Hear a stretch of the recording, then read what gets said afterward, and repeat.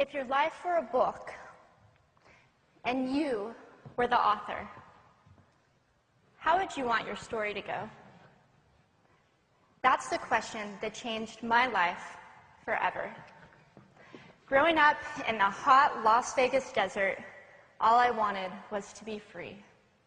I would daydream about traveling the world, living in a place where it snowed, and I would picture all of the stories that I would go on to tell. At the age of 19, the day after I graduated high school, I moved to a place where it snowed, and I became a massage therapist. With this job, all I needed were my hands and my massage table by my side, and I could go anywhere. For the first time in my life, I felt free, independent, and completely in control of my life. That is, until my life took a detour. I went home from work early one day with what I thought was the flu, and less than 24 hours later, I was in the hospital on life support with less than a 2% chance of living. It wasn't until days later, as I lay in a coma, that the doctors diagnosed me with bacterial meningitis, a vaccine-preventable blood infection. Over the course of 2.5 months, I lost my spleen, my kidneys, the hearing in my left ear, and both of my legs below the knee. When my parents wheeled me out of the hospital, I felt like I had been pieced back together like a patchwork doll.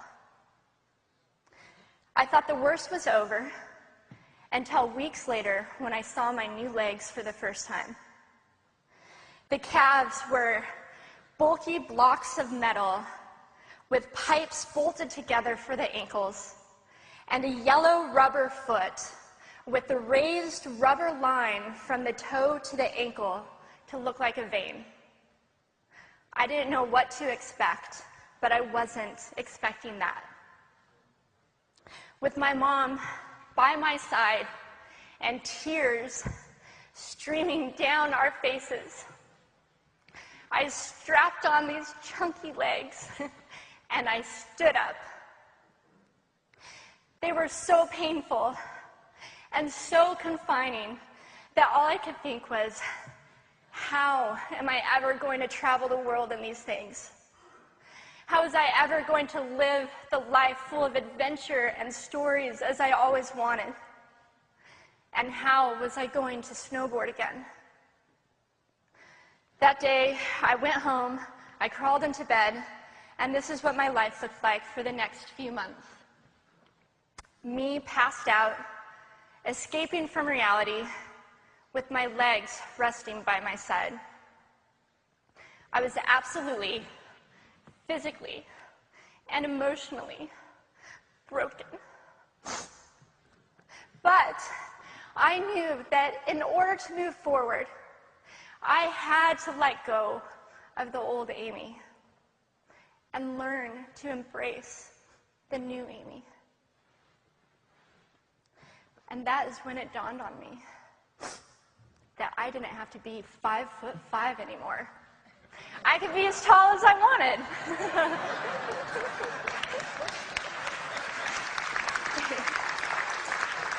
Or as short as I wanted, depending on who I was dating. And if I snowboarded again, my feet aren't going to get cold.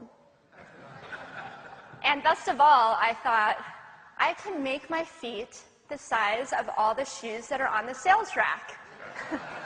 And I did. So there were benefits here. It was this moment that I asked myself that life-defining question.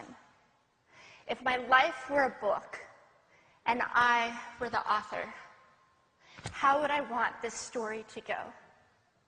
And I began to daydream. I daydreamed like I did as a little girl. And I imagined myself walking gracefully, helping other people through my journey, and snowboarding again. And I didn't just see myself carving down a mountain of powder, I could actually feel it.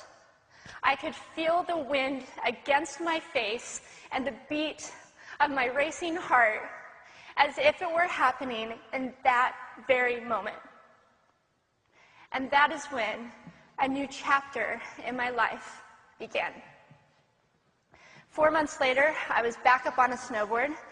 Although things didn't go quite as expected, my knees and my ankles wouldn't bend, and at one point, I traumatized all the skiers on the chairlift when I fell, and my legs, still attached to my snowboard, went flying down the mountain. And I was on top of the mountain still. I was so shocked. I was just as shocked as everybody else, and I was so discouraged, but I knew that if I could find the right pair of feet, that I would be able to do this again. And this is when I learned that our borders and our obstacles can only do two things. One, stop us in our tracks, or two, force us to get creative. I did a year of research, still couldn't figure out what kind of legs to use, couldn't find any resources that could help me. So I decided to make a pair myself. My leg maker and I put random parts together, and we made a pair of feet that I could snowboard in. As you can see, rusted bolts, rubber, wood, and neon pink duct tape. And yes, I can change my toenail polish. It was these legs and the best 21st birthday gift I could ever receive, a new kidney from my dad, that allowed me to follow my dreams again. I started snowboarding, then I went back to work, then I went back to school, then in 2005 I co-founded a nonprofit organization for youth and young adults with physical disabilities so they could get involved with action sports. From there, I had the opportunity to go to South Africa, where I helped to put shoes on thousands of children's feet so they could attend school. And just this past February, I won 2 back-to-back World Cup gold medals.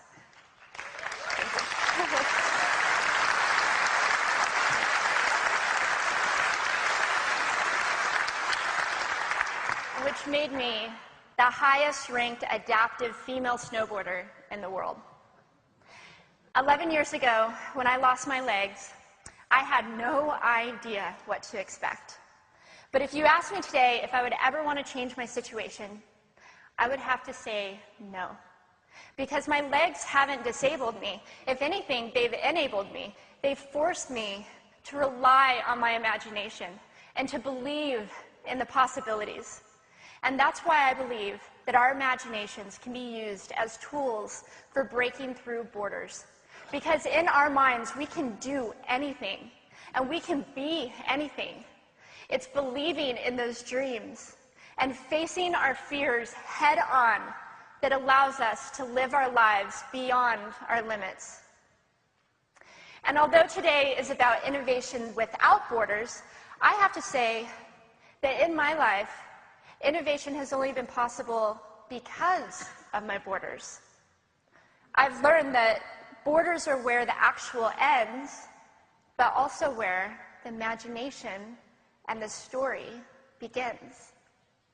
So the thought that I would like to challenge you with today is that maybe instead of looking at our challenges and our limitations as something negative or bad, we can begin to look at them as blessings. Magnificent gifts that can be used to ignite our imaginations and help us go further than we ever knew we could go.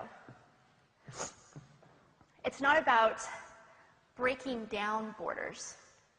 It's about pushing off of them and seeing what amazing places they might bring us. Thank you.